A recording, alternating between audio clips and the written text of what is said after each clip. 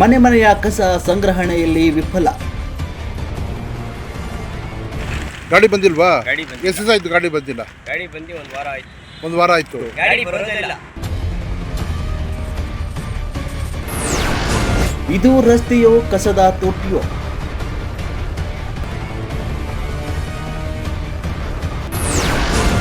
ಗುತ್ತಿಗೆದಾರರ ನಿರ್ಲಕ್ಷ್ಯ ನಾಗರಿಕರ ಆರೋಗ್ಯಕ್ಕೆ ಅಪಾಯ.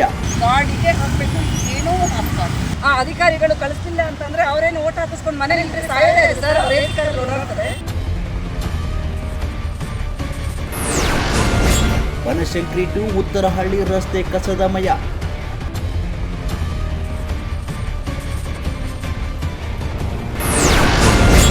ರಸ್ತೆಯ ಕಸಕ್ಕೆ ಮುಕ್ತಿ ಯಾವಾಗ? ಹೌದು, ನಮ್ಮ ಬೆಂಗಳೂರಿನ ಬನಶಂಕರಿ ಅಂದರೆ ಬನಶಂಕರಮ್ಮನ ಪವಿತ್ರ ಸ್ಥಳ ಅಂತ ಕೈ ಮುಗಿತಾರೆ. ಬನಶಂಕರಿ ಬೆಂಗಳೂರು ನಗರದ ಹೃದಯ ಭಾಗ, ಜನಸಂದಣಿ, ದೇವಸ್ಥಾನ, ವ್ಯಾಪಾರ. ಆದರೆ ಇದೇ ಪವಿತ್ರ ಸ್ಥಳದ ಸುತ್ತಮುತ್ತ ಇಂದು ಕಸದ ರಾಶಿಯೇ ಆವರಿಸಿದೆ. ಆ ರಸ್ತೆಯಲ್ಲಿ ಹೋಗುವಾಗ ಜೊತೆಯಲ್ಲಿ ನ್ಯೂಸ್ ಕ್ಯಾಮೆರಾಗೆ ಕಂಡಿದ್ದು ಕಸದ ರಾಶಿ ಹಾಗೂ ಅಲ್ಲಿನ ಜನಗಳ ಅಳಲು ತೋಡಿಕೊಂಡ ದೃಶ್ಯ ಹೀಗಿದೆ. ಬರ್ತಾರೆ, ಕಸ ಬಿಡ್ತಾರೆ, ಹೋಗ್ತಾ ಇರ್ತಾರೆ. ನಾವು ಎಷ್ಟೋ ಜನಕ್ಕೆ ನಾವು ಕೆಲಸ ಮಾಡೋದು ನಾವು ಎಷ್ಟು ಅಂತ ಹೇಳಿ ನಾವು ಸಾಕಾಗಿದ್ದೀವಿ. ಮನೆ ಮುಂದೆ ಗಾಡಿ ಹೋದ್ರೆ ಈಗ ಪೈಂಟೇ ಲೋಡ್ ಆಗಲ್ಲ. ಗಾಡಿ ಬರದೇ ಇರೋದಕ್ಕೆ ಈ ತೊಂದರೆ ಆಗ್ತಾ ಇರೋದು. ಮನೇಲಿ ಇಟ್ಕೊಳಕ್ಕಾಲ್ವಾ ಕಸನ? ಮನೆಯಲ್ಲಿ ಇಟ್ಕೊಂಡು ಬಿಟ್ರೆ ಊಟ ತಿಂಡಿ ಹೆಂಗ್ ಮಾಡೋದು? ಎಲ್ಲ ಕಸಗಳನ್ನೆಲ್ಲ ವಿಂಗಡಣೆ ಮಾಡಿ ನಿಮ್ಮ ಮನೆ ಹತ್ರ ಇಟ್ಕೊಂಡು ಗಾಡಿ ಬಂದಾಗ ಹಾಕಬೇಕು. ಇದು ಕಾನೂನು ಮಾಡಿಲ್ಲ ಅಂದ್ರೆ ಇದನ್ನ ವ್ಯವಸ್ಥೆನ ಸರಿಯಾಗಿ ಏನು ಮಾಡೋಕ್ಕಾಗಲ್ಲ. ಪ್ರತಿದಿನ ಸಾವಿರಾರು ಜನರು ಸಂಚರಿಸುವ ಈ ರಸ್ತೆ ಇಂದು ಕಸದ ದುರ್ಗಂಧವನ್ನು ಹೊತ್ತು ಬದುಕಬೇಕಾದ ಪರಿಸ್ಥಿತಿ. ಜನ ಆರೋಗ್ಯ ಕಾಪಾಡಿಕೊಳ್ಳಲು ಮೂಗು ಮುಚ್ಚಿಕೊಂಡು ಹೋಗುವ ಪರಿಸ್ಥಿತಿ ಚಿಂತಾಜನಕವಾಗಿದೆ. ನಗರದ ನಿಜ ಸ್ಥಿತಿ ಎಷ್ಟರ ಮಟ್ಟಿಗೆ ಹದಗೆಟ್ಟಿದೆ ಎಂಬುದಕ್ಕೆ ನಿದರ್ಶನವಾಗಿದೆ.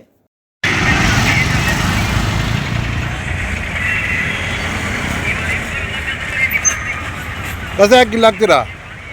ಕಸ ಇಲ್ಲ ಹಾಕ್ತೀರಾ? ಕಸ ಹೇಗೆ ಇಲ್ಲ ಹಾಕ್ತೀರಾ? ಗಾಡಿ ಬಂದಿಲ್ವಲ್ಲ. ಗಾಡಿ ಬಂದಿಲ್ವಾ? ಬನ್ನಿ. ಮನೆ ಮುಂದೆ ಗಾಡಿ ಹೋದ್ರೆ ಈಗ ಪೈಂಟೇ ಲೋಡ್ ಆಗಲ್ಲ. ಗಾಡಿ ಬರದೇ ಇರೋದಕ್ಕೆ ಈ ತೊಂದರೆ ಆಗ್ತಾ ಇರೋದು. ಮನೇಲಿ ಇಟ್ಕೊಳಕ್ಕಾಲ್ವಾ ಕಸನ? ಮನೆಯಲ್ಲಿ ಇಟ್ಕೊಂಡು ಬಿಟ್ರೆ ಊಟ ತಿಂಡಿ ಹೆಂಗ್ ಮಾಡೋದು? 4-5 ದಿವಸ ಕಸ ಆಯ್ತು. ಒಂದು ವಾರ ಆಗಿದೆಯಾ? ಒಂದು ವಾರ ಅಲ್ಲ, 15 ದಿವಸ ಆಗಿದೆಯಾ? ಹೋಗೋದಿಲ್ಲ ಗಾಡಿ. ಪೈಂಟ್ ಇಲ್ಲಿ ಬರ್ತದೆ, ಇಲ್ಲಿಂದ ಹತ್ಕೊಂಡು ಹೋಗ್ತಾರೆ, ಒಳಗಡೆ ಹೋಗೋದಿಲ್ಲ. ಇರ್ತಾರೆ, ಏನ್ ಮಾಡ್ತಾರೆ, ಒಂದ್ ಬರೀ ವಿಸಿಲ್ಗೆ 1-2 ಸಲ 3 ಸಲ ವಿಸಿಲ್ ಹೊಡಿತಾನೆ ಅಷ್ಟೇ ಸರ್. ಮಿನಿಮಮ್ ಒಂದು 10 ನಿಮಿಷ ಒಂದ್ ಸಂಧಿಗೆ ಗಾಡಿ ನಿಂತ್ಕೊಂಡ್ರೆ ಕಸಾನೇ ಬೀಳಲ್ಲ ಸರ್. ಕಸನೇ ಬೀಳಲ್ಲ. ಅವರು ಏನ್ ಮಾಡ್ತಾರೆ ಗೊತ್ತಾ, ಕ್ಲೀನ್ ಹಂಗೆ ವಿಸಿಲ್ ಹಾಕೊಂಡು ಬಿಡ್ತಾ ಇರ್ತಾರೆ. ಇವಾಗ ಜನ ಬರೋರು ಎಲ್ಲಿ ಬರೋಷ್ಟಕ್ಕೆ ಗಾಡಿ ಅಲ್ಲಿ ಹೋಗಿರತ್ತೆ. ಅವ್ರು ಎತ್ಕೊಂಡ್ ಬಂದು ಹಾಕಕ್ಕೆ ಕಷ್ಟ ಇಲ್ಲಿ ತಗೊಂಡ್ ಬಂದು ಬೀಳಿಸ್ತಾ ಇದಾರೆ ಅವರು. ಇಲ್ಲಿ ನಮ್ ತೊಂದರೆ ಐತೆ. ಗಾಡಿ ಬಂದ್ರೆ ಗಾಡಿ ಸ್ವಲ್ಪ ನಿಂತ್ಕೋಬೇಕು. ಅವ್ರಿಗೆ ಅವ್ರ ಇನ್ಸ್ಪೆಕ್ಟರ್ಗೆ ಅವರೇ ಹೇಳ್ಬೇಕು, ಅವ್ರ ಗಾಡಿ ಅವ್ರಿಗೆ ಅವ್ರ ಇನ್ಸ್ಪೆಕ್ಟ್ರೇ ಹೇಳ್ಬೇಕು, ಒಂದ್ 10 ನಿಮಿಷ ಇರಪ್ಪ ಗಾಡಿ, ಒಂದ್ ಸಂಧಿಗೆ 10 ನಿಮಿಷ ಪರ್ಮಿಷನ್ ಅವ್ರು ಕೊಟ್ಬಿಟ್ರೆ ಕಸ ನಮ್ ರೋಡ್ಗೆ ಬೀಳೋದೇ ಇಲ್ಲ. ಗೌರ್ಮೆಂಟ್ ಸ್ಕೂಲ್ ಚಿಕ್ಕ ಮಕ್ಕಳು ಹಿಂಗೆ ಇಳ್ಕೊಂಡು ಇರ್ತಾರೆ. ನಾವು ನೋಡಿದಂಗೆ ಎಷ್ಟು ಮಕ್ಕಳು ಬರ್ತಾರೆ ಈಚೆ. ಇವಾಗ ಊಟ ಟೈಮ್ ಮ್ಯಾಕ್ಸಿಮಮ್ 2 ಗಂಟೆ ಊಟ ಟೈಮ್. ಈ ತರ ಗಾಡಿಗಳು ಇಟ್ಕೊಂಡಿರತ್ತೆ. ಈ ಗಾಡಿಗಳು ಎಲ್ಲ ಮಾಸಿಂದ ಹಿಂಗೆ ಇಟ್ಕೊಂಡಿನೇ ಹೋಗೋದವ್ರು. ನೋಡಿ ಪಾಪ ಅವ್ರ ಕೈಯಿಂದ ಆಗ್ತಿದ್ದಾರೆ ನೋಡಿ. ಕೈ ಎಲ್ಲ ಈ ತರ ರೋಡ್ ಬಂದ್ಬಿಡತ್ತೆ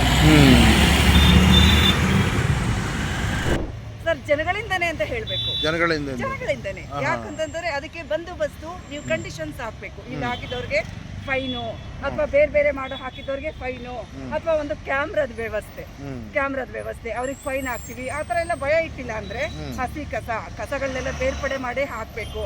ವ್ಯಾನ್ ಗಾಡಿಗಳಿಗೆ ಹಾಕ್ಬೇಕು. ನಿಮ್ ಮನೆ ಹತ್ರನೇ ಇಟ್ಕೋಬೇಕು, ರೋಡಲ್ಲಿ ಹಾಕಬಾರ್ದು. ಮೇಯ್ನು ಸರ್, ಮೇಯ್ನು ಎಲ್ಲ ಕಸಗಳನ್ನೆಲ್ಲ ವಿಂಗಡಣೆ ಮಾಡಿ ನಿಮ್ಮ ಮನೆ ಹತ್ರ ಇಟ್ಕೊಂಡು ಗಾಡಿ ಬಂದಾಗ ಹಾಕ್ಬೇಕು. ಇದು ಕಾನೂನು ಮಾಡಿಲ್ಲ ಅಂದ್ರೆ ಇದನ್ನ ವ್ಯವಸ್ಥೆನ ಸರಿಯಾಗಿ ಏನು ಮಾಡೋಕ್ಕಾಗಲ್ಲ ಸರ್.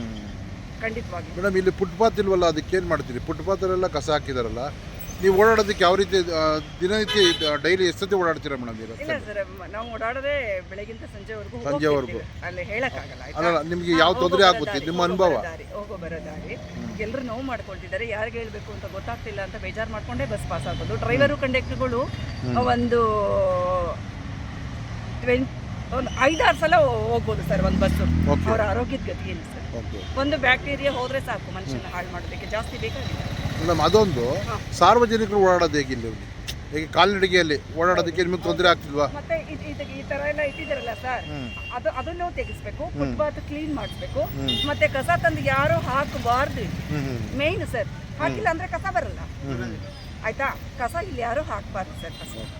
ಹಂಗಾಗಿ ಕಸದ ವ್ಯವಸ್ಥೆ, ಗಾಡಿಗಳು ಬರಬೇಕು ಕರೆಕ್ಟಾಗಿ, ಅಲ್ಲೇ ಹಾಕಬೇಕು ಅಂತ ಕಾನೂನು ಫಸ್ಟ್ ಮಾಡಿದ್ರೆ ಸರ್ ರೋಡಲ್ಲಿ ಕಸ ಬರುತ್ತೆ. ಅಂದ್ರೆ ನೀವು ಹೇಳ್ತಾ ಇರೋದು ಗಾಡಿಗಳು ಮನೆ ಹತ್ರ ಹೋಗದೆ ಇದ್ದಾಗ ಈ ಬಿಸಾಕ್ಬಿಟ್ಟು ಹೋಗ್ತಾ ಇರೋದು ನೀವು ಹೇಳ್ತಿದ್ದೀರಾ? ಒಂದ್ಸಲ ಅನೌನ್ಸ್ ಮಾಡಬೇಕು ಸರ್, ಇನ್ನು ಮೇಲೆ ಯಾರೇ ಈ ರೋಡಲ್ಲಿ ಕಸ ಹಾಕಿದ್ರು ಪನಿಷ್ಮೆಂಟ್ ಕಮ್ಮಿ ಗಿಮ್ಮಿ ಅಲ್ಲ, 500,000 ಆ ಥರ ಅಲ್ಲ, ದೊಡ್ಡ ಪನಿಷ್ಮೆಂಟೇ ಆಗಬೇಕು. ಯಾಕೆಂದ್ರೆ ಮನುಷ್ಯನ ಜೀವನ ಅಮೂಲ್ಯ. ಆಯ್ತಾ? ಹಂಗಾಗಿ ಯಾವ್ದಾದ್ರು 1,000 ರೂಪಾಯಿ 500 ರೂಪಾಯಿ ದಂಡ ಅಂದ್ರೆ ಹಾಕ್ಬಿಟ್ಟು ಓಡೋಗ್ಬಿಟ್ಟಿರ್ತಾರೆ. ಹೌದು ಅದೇನ್ ಪರವಾಗಿಲ್ಲ ಅಂತ. ಖಂಡಿತ. ಆಯ್ತಾ? ಈ ಶಿಕ್ಷೆ ಆ ಥರದ್ದೆಲ್ಲ ಹಾಕಿದ್ರೆ ಅವ್ರು ಬರಲ್ಲ ಓಕೆ ಸರ್. ಬೇರೆ ಯಾರು ಬಂದು ಹಾಕಲ್ಲ, ಇಲ್ಲಿರೋ ಸಾರ್ವಜನಿಕರೇ ಹಾಕೋದು. ಅಲ್ಲ, ಸಾರ್ವಜನಿಕರು ಹಾಕೋದಕ್ಕೆ ಅಂದ್ರೆ ಹೌದು, ಅವ್ರಿಗೆ ವೆಹಿಕಲ್ ಕಸ ತೆಗಿಯೋ ಗಾಡಿ ಮನೆ ಹತ್ರ ಹೋದಾಗ ಅವ್ರು ಹಾಕ್ತಾರೆ, ಹಾಕ್ಬೇಕು. ಅವರು ಹೋಗದೆ ಇದ್ದಾಗ ಏನಾಗುತ್ತೆ, ಈ ತರ ಆಗುತ್ತೆ ಅಂತ ಹೇಳ್ತಾರೆ. ಕಂಪಲ್ಸರಿ ಇಷ್ಟು ಗಂಟೆಗೆ ಬರುತ್ತೆ, ಕಸ ವಿಂಗಡಣೆ ಮಾಡಿ ಹಾಕ್ಬೇಕು. ರೋಡ್ ಹಾಕಿದ್ರೆ ದೊಡ್ಡ ಕಾನೂನು ರೀತಿ ಕ್ರಮ ತಗೊಳ್ತೀವಿ ಅಂತ ಮೈಕಲ್ ಒಂದ್ಸಲ ಅನೌನ್ಸ್ ಮಾಡ್ಬೇಕು. ಆಟೋಗಳು ಬರ್ತಿದ್ಯಾ ಮೇಡಮ್ ಇಲ್ಲಿ? ಏನು ಆಟೋಗಳು ಬರ್ತಿದ್ಯಾ ಮನೆ ಹತ್ರ? ಸರ್ ಆಟೋಗಳು ಬರ್ತಿದೆಯೋ ಏನೋ ಗೊತ್ತಿಲ್ಲ ಸರ್, ಗೊತ್ತಿಲ್ಲ. ಯಾಕಂದ್ರೆ ನಾವು ಅಲ್ಲಿಂದ ಓಡಾಡೋರು ಅಷ್ಟೇ. ಆಯ್ತಾ? ಹಾಗಾಗಿ ಇದಕ್ಕೊಂದು ವ್ಯವಸ್ಥೆ ಮಾಡಿ ಸರ್. ಯಾರಿರ್ತಾರೋ ಹೋಗ್ತಾರೋ ಗೊತ್ತಿಲ್ಲ ಸರ್. ಆರೋಗ್ಯ ತುಂಬಾನೇ ಇಂಪಾರ್ಟೆಂಟ್. ಹೌದು, ಖಂಡಿತ. ಆರೋಗ್ಯ, ದುಡ್ಡು ಏನು ಮಾಡೋಕ್ಕಾಗಲ್ಲ, ಏನು ಮಾಡೋದಕ್ಕಾಗಲ್ಲ. ಆಯ್ತಾ? ಜೀವ ಇದ್ರೆ ಜೀವನ, ಜೀವ ಇದ್ರೆ ಜೀವನ, ಜೀವ ಇದ್ರೆ ಜೀವನ. ತಮ್ಮ ಹೆಸರು madam? Shobha. Shobha. Thank you. Thank you sir. Thank you.